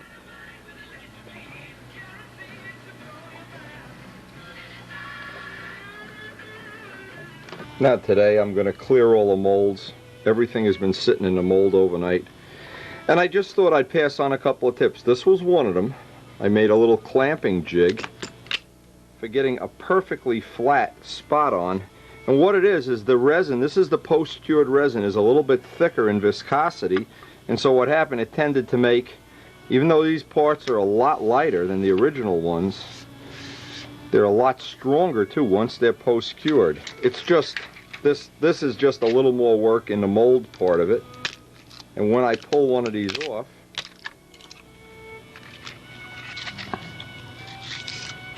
I mean, I just feel like this is a major nice little thing that'll be in the hobby for a long time before somebody comes up with something lighter than this. These are coming out of the mold at about 26 grams right now. And part of that is to do with the good quality 125 resin. Which, now see, this is the whole point. This is the same resin we're using on other molded parts now as a building block into more and more sophisticated molding. On a typical day like this, when all the molds are full, I usually spend half of the day clearing the molds. What was funny, this was in a vacuum bag last night, and I decided to take it up off the floor and put it on the table while I was vacuuming up. And I walked by with the vacuum cleaner, knocked it off, it went like that, it broke the mold. I had a quick, the rubber started oozing out of the stuff because I didn't have time to get the camera. And you can see what's happened is it's, because it was in a vacuum bag for quite a while though, there's not a lot of bubbles. And I'm hoping I'm still going to have a salvageable mold. But even if I don't, I'll just redo it. A small mold like this is not a real big deal. And I suffered with these parts because I really wanted to, I have a picture in my mind's eye of what I wanted to have. And one was too big and one was too small, and I really in essence paid the price here. And just break all the wood away on this. But see, the main thing is it doesn't look like there's a lot of air bubbles in the rubber, where normally the whole top of a thing is all full of air bubbles. So maybe that vacuum bag is part of the answer. We only have one more mold that I really have to make, the top carbon piece for the canopy. We're going to be ready to assemble a plane. And I've saved making the tail for last. Because what I'm going to do is try to put all of that information on a separate video with my... You can see it really isn't as good as I thought it was. But maybe it's because some of this fell off the table, I don't know. And I squeezed this back, I don't know. But it's the part by the... It looks like the part by the mold. There's one little spot in there, that's one right there that I'm not happy with. Well, that's certainly a lot better than what we had before. Well, we'll lay this up off camera, fill these little dots with some carbon, and I think this is going to be, when this is done, this will be just fine. A little part that... Washington, D.C. Dear Sarah. And all we need to do is do the little machine shop job on the back. We've got a nice, the molding technology that goes into this with the high strength resin. Big improvement over the original ones, and they really come out nice every time. No misgivings about or lack of and how these were going to come out. They look a little bit, not perfect here, that's for sure, so we'll make up another set. Again, what I did, I made one set, you know, one with the thin cloth, and then just ran a big thick piece of carbon down the bottom so that this would be bulletproof when it goes into the carbon. Now when I make up a set of these for the wood fuselage, I don't need the carbon piece because this is just in there to act as a reinforcement. I don't really think I need it. So I'll make one up without that piece and take and sand these down. Maybe we can install these later this week. We're coming up on the point where the model is really fun. By putting all the final details, we're getting ready to work up the tail, and then of course the final assembly of the model, which I hope we can, it'll really start to look like an aeroplane. An aeroplane with two fuselages. It's trimmed up real nice with the Dremel tool, of course. You know, a lot of people, you know, a lot of people, a couple of people have suggested to me, why don't I put all the things from one project on one tape, and then like one thing would start at the beginning and it, well, you know, it would be possible if we had editing equipment, and you know, the tapes wouldn't be $14 then, they'd be $50 or something. But I think I get most of the information. Now this project started on a tape before. They don't all, it's like The Sopranos, they don't end on every tape and begin. The things kind of intermingle, but we are closing in on what has been a great adventure, and all these little modeling parts and the, they've all combined to make for a very interesting winter for us.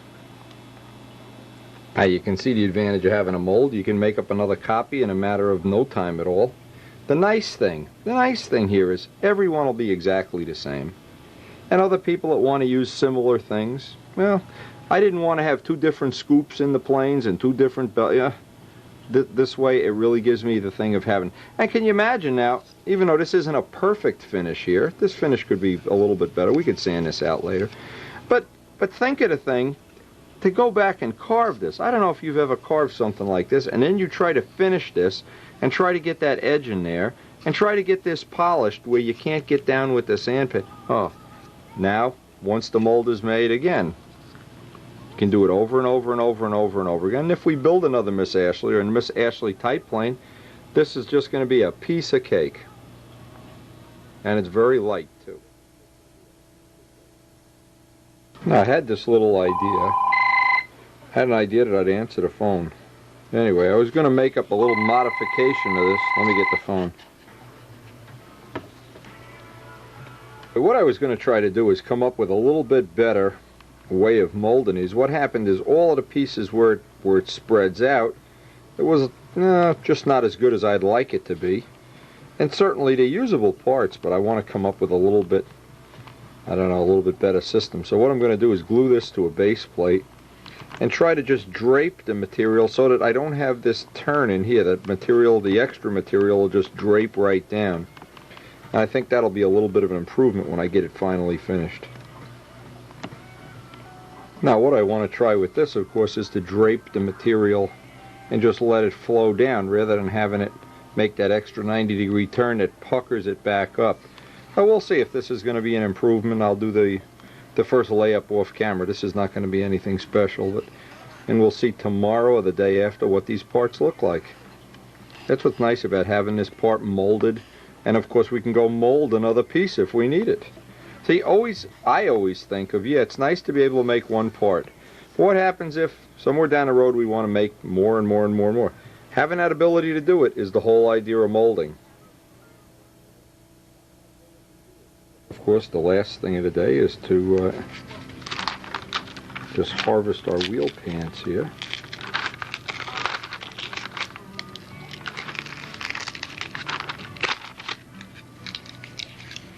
Oh yeah. They're a thing of beauty.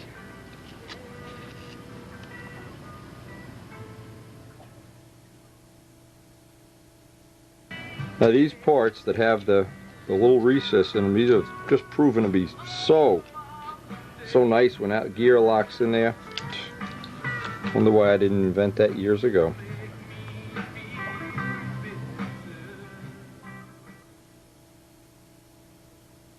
Now after these are sanded out, boy, these, yeah, I really like the shape of these. Very aerodynamic, very nice. One of the nice parts, and all possible because of the development of molding that we've come through. Okay, one of the last things I need to do is carve the plug. Actually, this will be probably the last mold, is carve the plug for this canopy so I can lay it up in carbon fiber and replicate it on here, and then make a solid plug that Dave can make real canopies, full glass canopies.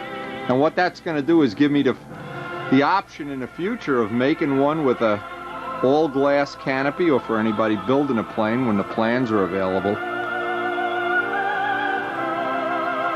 Actually, right from the beginning of this whole project, we've tried to keep all the options open. And I really don't want to put a balsa wood turtle deck on here. I want to have one, but I know Dave is busy with his job, and it's going to be at least a month before I could get him to mold that up, but it's no problem at all. I'll make a full carbon fiber one. And it'll give me one of the other choices that I'll have here.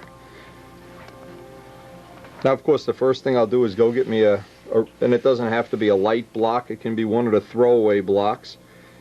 Rough it out to this and this shape both. Well, let's get a block. We might have time tonight to do this. Well, I tell you, a lot of people have been emailing me. I guess when they see the videos, they think this is going to happen in the next 2 weeks. Well, it isn't. Probably be 3 weeks. Really, really, I can't tell you how excited I am about having this. Now, even if it doesn't pan out, always keep in mind there's a reality check. We don't expect this first one to be, 6 ounces lighter and what we expect is to have a baseline like we do on all the molds, and then from that point, see where we can make improvements. And certainly the first person that ever made a wood fuselage, it certainly wasn't one that Billy Warwich has on his plane. It took years to develop, but we're going in that direction. And this canopy top will be a trick here is I want to make this oversized because I want the mold, especially the part that Dave is going to hopefully eventually make. I'd like this piece to be an exact copy of the shape, but oversized. See, now what that'll give me here is, well, I want to be able to trim this down, and I know if I don't do it this way, it's a problem to trim it down. In other words, the whole top would be here and it will get too low. I can always trim some off, but I can't add it conveniently. So the first step is having that piece. Then I can look from the top, of course. Let me cut this out first. Now with this piece cut out, now I can flip this up this way. I can get some rough idea, and I don't have to be real exact here, but the first thing I always like to do on these type of parts is run a piece of 1/8" tape right down the center. And what that'll do is help me maintain a center line here. Now I can kind of interpolate by looking down the block and seeing that I'm a little bit too wide at all spots. And just by eye, our daughter is planning her wedding, and boy oh boy is it cutting into my building time here. Anyway, I try to make just a rough, and I can make it oversized. Remember, anytime you're carving a block, always better to be oversized than undersized.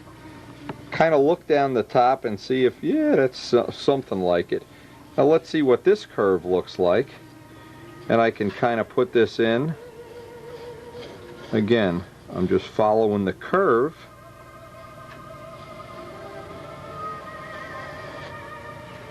You can get some idea. And now, of course, needless to say, I've got to sketch in. The whole trick that I've found that helps people learn how to carve is just don't try to carve a lot of material away at one time. Little by little by little by little. Now I can saw off some of this, but really it's such a little bit it doesn't even matter. And I can start shaping this over by the, I like to do it by the sanding table to keep the dust down. And then I can come back and match it to the part. Like I said, I can come back and answer the phone. Another customer willing to spend a lot of money here to talk to me. You believe this?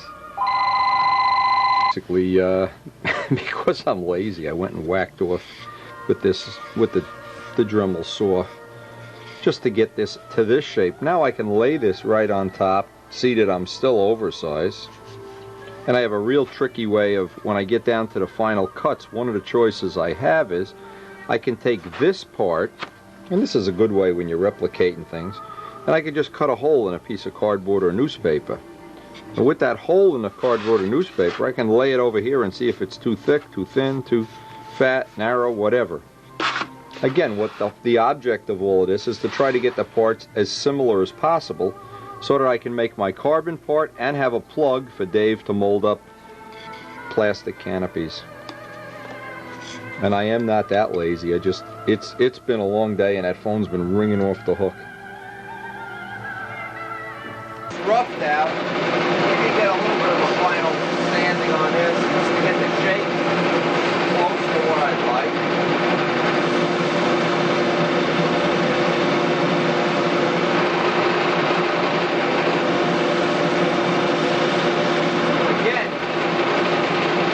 Symmetrical is really the hardest part.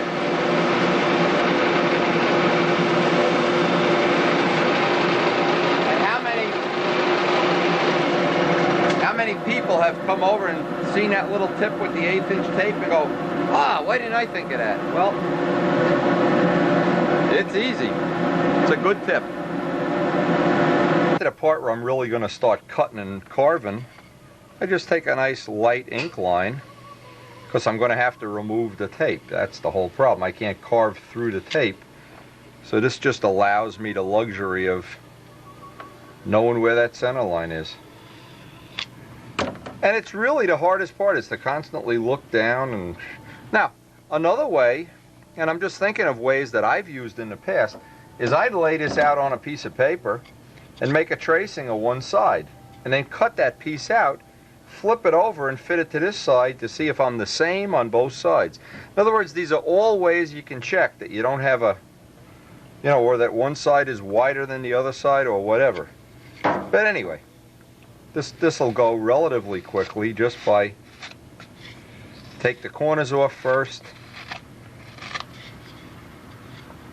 Really no secret on doing this. I don't think there's anything here that's real difficult. Once you get the two profiles in a block, even if you're carving up a cardinal block, getting the two profiles right is, say, 60% of the work, and then the rest of it is just sitting here redundantly carving and hacking out, using a razor plane when you can, when you get down to the end.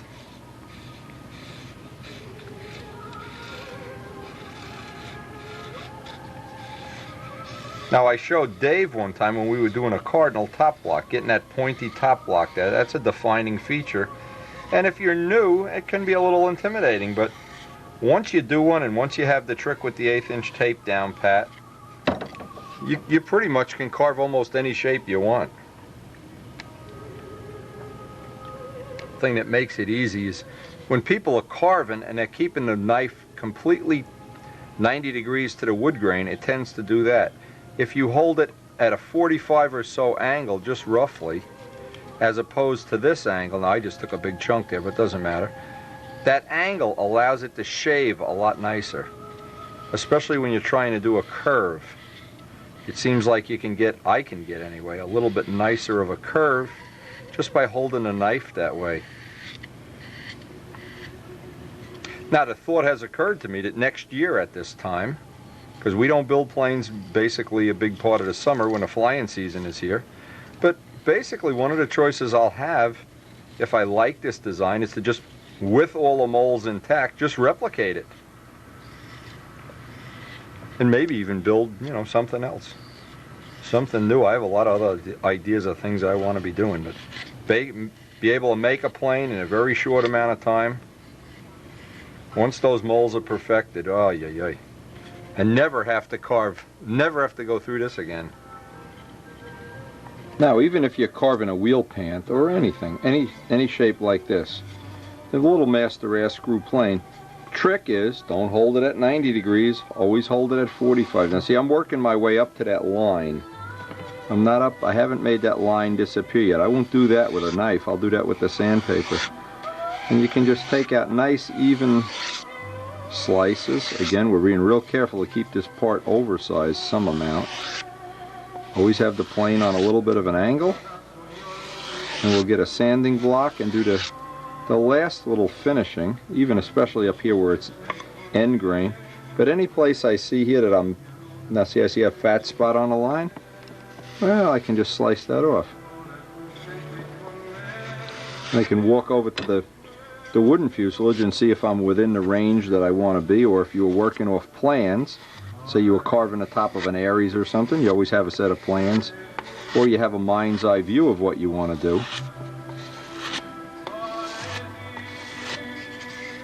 By the way, any plane, even a woodworker's plane, the blade takes a lot of abuse, so you want to, when you buy the plane, buy a dozen or so blades and replace them. You know, I got a little wood here. I'll just keep shaving off. That's what's nice about working off of that center line.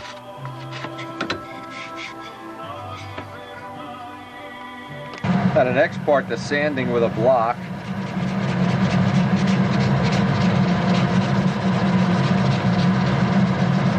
And once I have the shape I want, then I want to harden this whole part with thin CA. Just wipe it on and wipe it off.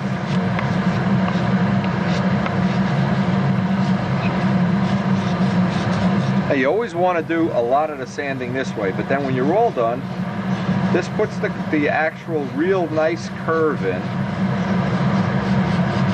And then I like to go back and forth at 45-degree angles. And I know I've got as many of the possibilities of error out of the part by then, whether it's a wheel pant or whatever. This constitutes probably the last of the real hard molds I'm going to be making up. The little rubber molds are just so quick, it's ridiculous. Now we're going to start, hey, I'm looking to get that wing lined in, lay in the doublers, the crutch. Probably next week we'll have all of the parts in that crutch, I hope. We can get some idea about what the weight will be.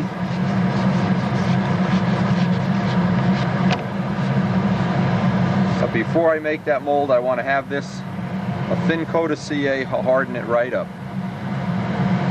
Certainly looking like we're close here. Before I put the CA on here, I want to make sure I have the shape that I want. Because once I have this shape, I'm kind of going to have to live with it. And anybody else that adds this little piece or the canopy to a normal fuselage, or you could use this canopy if you made a regular Strega or a Kentaiser Strega or a Tsunami, you could just use this canopy mold. You could do this a lot of ways. You could just build up coats of dope. Thin CA will work. In this case, I just happen to have an extra tube of thick CA around. Don't let the towel glue to it. Wipe it on. And then we'll re-sand it a few times.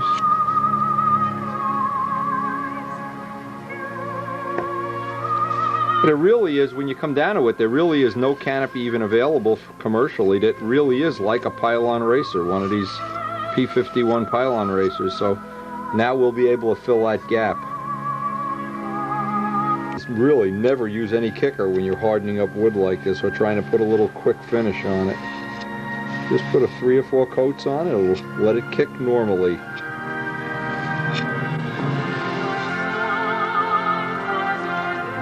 Make a nice wheel pant for some futuristic plane. Just 2 of these would make a real nice. Losing my mind. Usually the last couple of coats of CA I try to do by hand. Get out any little imperfections that are still there. And now I need to mount this to a base plate. I go, whoops, look around for a piece of furniture or something I can, preferably hardwood, because it makes pulling up the mold off the base plate with that little spatula a lot easier than if it's made out of balsa. That CA finish is so nice. I'll tell you, really nice. You probably don't even have to prime this, but no, we'll prime it anyway. The next step, get this down on a base plate, get some Brodak primer on it. I want to make sure I have a perfectly flat surface, and I want to work a little glue seam around the edge.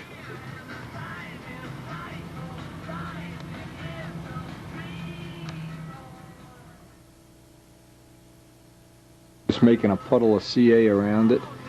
I want that wood around the edge to be as smooth as possible. Because as soon as this kicks off by itself, I'm going to run some thick CA around the edge to make a little bit of a radius for the glue seam. And it's that radius right around the edge I want to get right on this. I'm just building it up with coats of thick CA.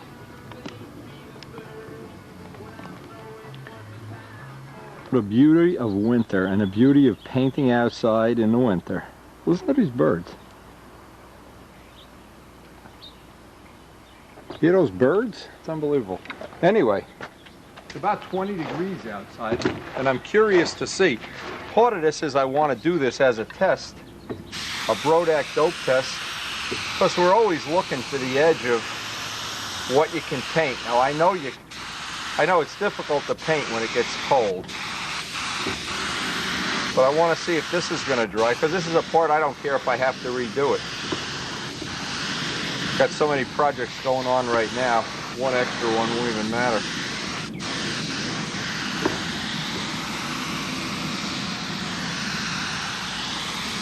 Be interesting to see how this dries up, and I'm sure tonight when this is out in the garage it's going to go down below 20 degrees.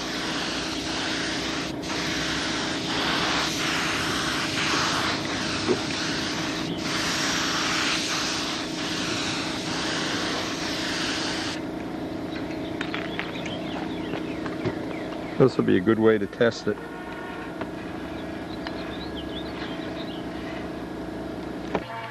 Alright, well, our Brodak primer is out there drying. Let's lay this little guy up with, yeah, we'll do this off camera. We've already done him before, but PVA is dry. I just think this is going to be a little bit of an improvement, and I'm trying to make little improvements as I go along.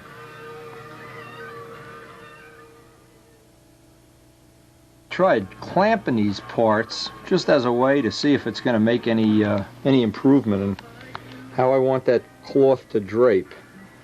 Now I also thought of another thing. I could take this, cut that piece of the rubber mold, cut the back and front off that we made the plug from, and just shove that into the rubber plug. I'm not going to eliminate that possibility either. You never know till you try it. Next step, the Gorhams. Then we'll wax this, get on the PVA. By the way, it dried perfectly at 20 degrees. Hard to believe. I guess if you like to paint in in frigid weather, if you're an Eskimo, going for the Alaska F2B team or something. Anyway, it's really buffed up real nice. Beautiful material, that Brodak primer. Beautiful, and of course Gorhams. Maybe you can see the reflection on that. It's really nice. Okay, that's ready for the old part all. A nice shine the PVA leaves on there. And we're ready to lay up the mold. The good old ETO1A. And we've done this on camera before. Not going to be a whole lot different. Gel coat it all up. Next coat, get a couple of layers of 6-ounce cloth in there. Just make a very similar to the Shell's mold.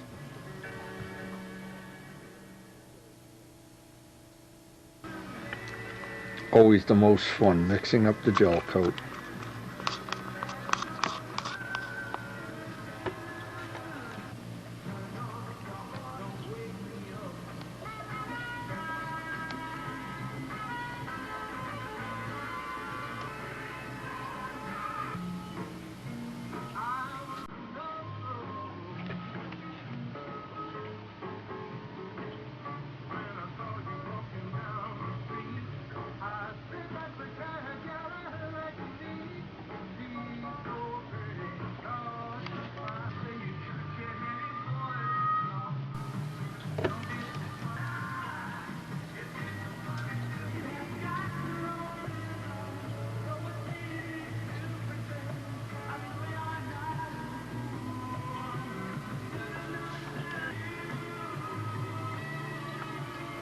This is laying up exactly like the bigger molds did.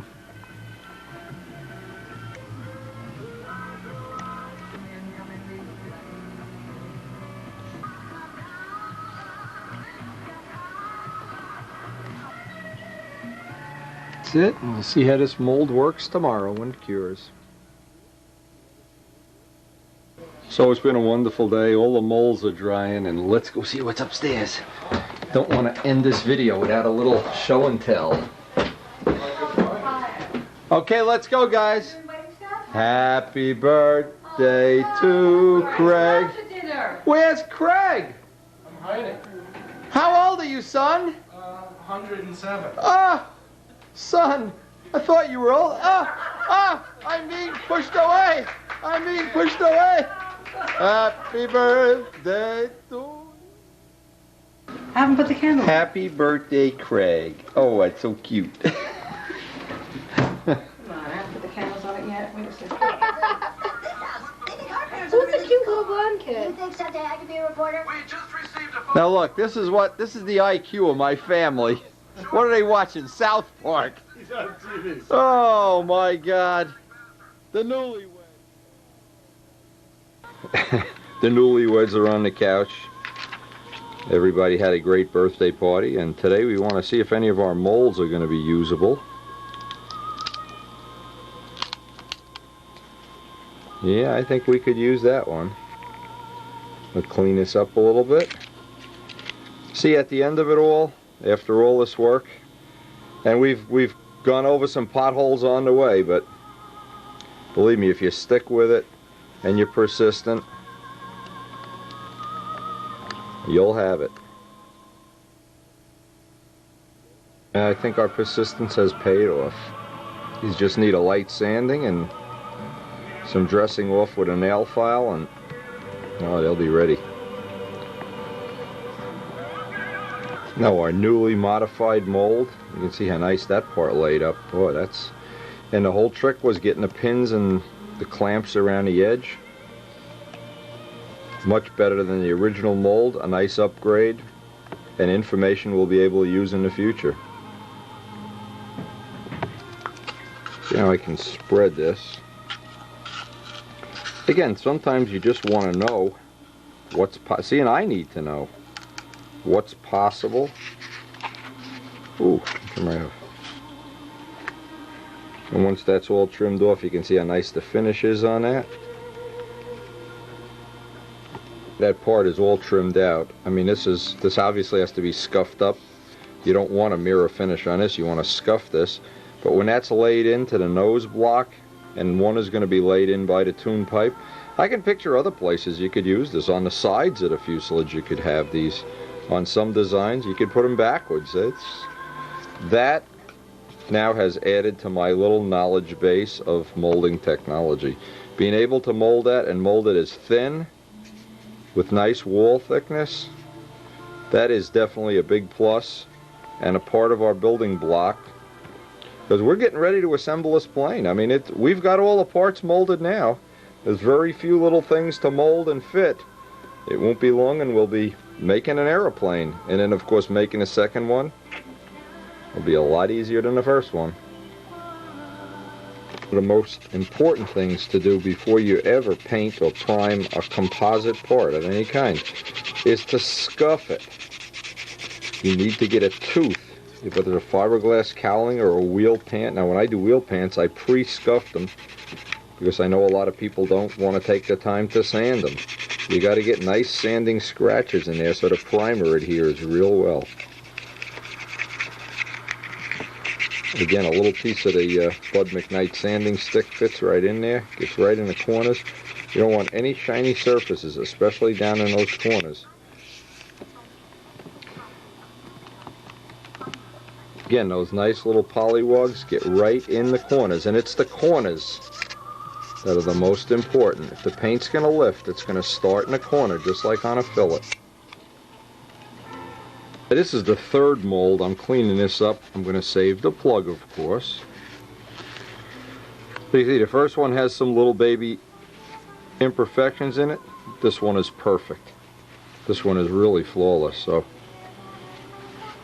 it just shows you have a lot of bumps in the road like we had, but in the end, boy, I'll tell you, I get excited when I see those nice little manifolds come into fruition.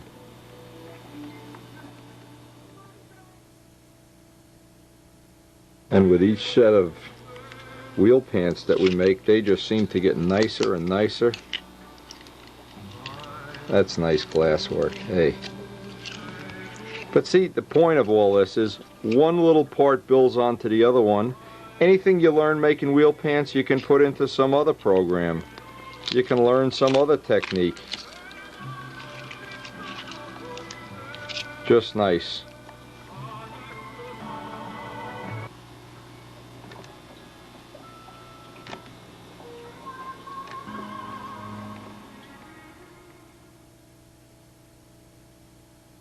Last but not least, looks like our mold from last night is dried up.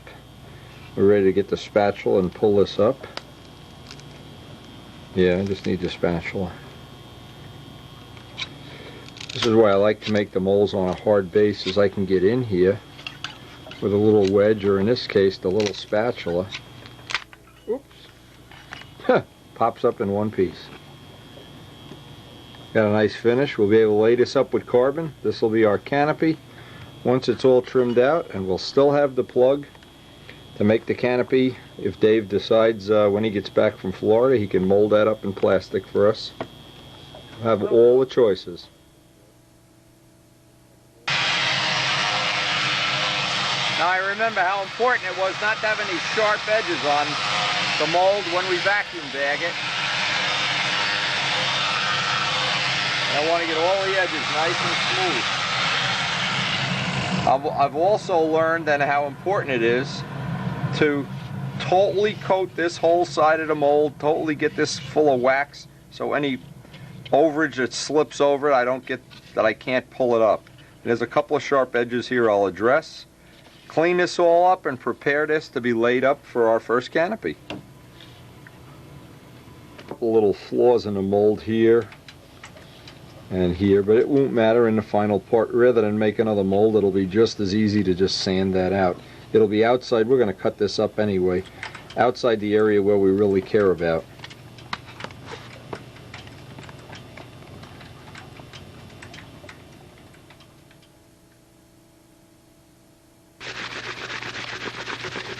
And even on the first couple of coats of wax here, you can see what a nice finish has picked up in the gel coat. So I expect we're not going to lay this up on camera. We're getting to the end of this tape, and we've really made some progress in the past 2 weeks or so since we've been shooting this tape. This has really been an excellent part of the learning curve. And by the way, these canopies will fit. I know Paul Winter's making a Voodoo. They'll fit a Voodoo, they'll fit a Strega, they'll fit. You don't have to, and we'll have a glass one or a carbon one. And a mold for the wood one. I mean, how much better than that can it really get? The PVA on, and it's ready to lay up. But again, we're at the end of the tape, and boy, we have learned some things. Hope we've been able to share that information with you. And we basically have almost all of the parts ready to start assembling our first carbon fiber fuselage. We've learned a lot about making carbon fiber crutches in the last 2 weeks. Just one of the other items that I'm very interested in developing, but of course, one of the things that's held us up is waiting for the glue, the secondary bonding glue for the tank shims. We hope that's going to be coming in the next week.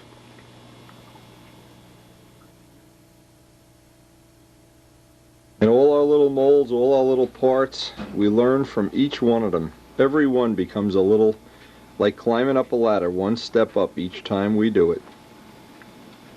Things I'm just totally excited about is this carbon laminate balsa to replace plywood. This is one of the things I can picture. Possibly making up sheets of this in the oven outside. You need a post-cure oven. This could be something you could use on a Ringmaster, on a Vico Chief, on anything, just to have this. I wonder, and I'm just looking at this, I wonder how just an ordinary profile body would be. Maybe instead of a 1/2 inch, you could make the profile body a 1/4 of an inch, or maybe even less, I don't know. Imagine a profile body with the finish on it. Just another thought. Anyway, we're sitting here looking at a lot of component parts, and in the very near future they're going to be ready to start assembling. even just a little part like this, once that's inserted into the top block, and we can see what it's going to look like and see if it's too big or too small or too wide, or we can make several different sizes of these in the future. We've got plenty of little prototypes to work from, and we have the ability now to start making shells whenever we want to. Whenever we have some time, we can even start another third fuselage. Thanks to Dave Midgley's help, we've entered the world where we can, realistically, we can do vacuum bagging and expect some reasonably good results right from this point on. Of course, I always think of Miss Ashley. Oh, love that plane. And with some of these little details, I'm just hoping our model will be really, really nice. The canopy, the strakes, the scoops, the exhausts. I think we did pretty well on those exhausts. I'm kind of happy with the final product.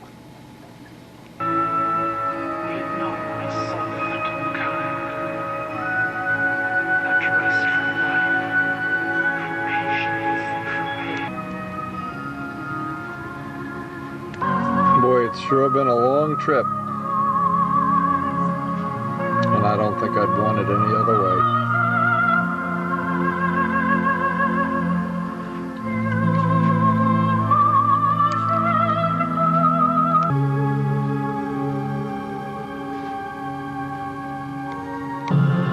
Hey, and thanks for joining us. Please share the tapes and share the information.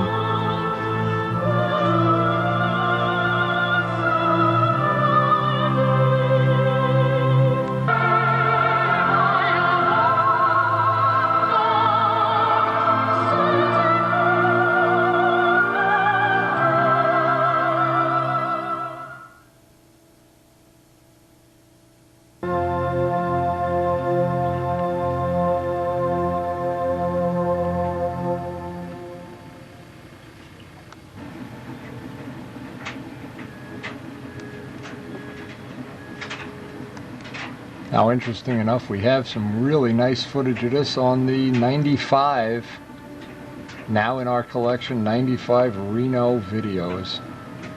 Pretty soon we'll have the whole set.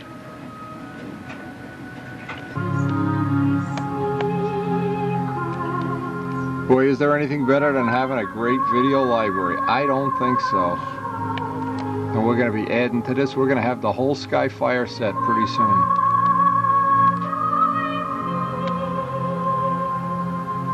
And I'm always glad to loan any of these tapes out. If you haven't seen them, just let me know. I'm more than glad to loan them out. I play them constantly.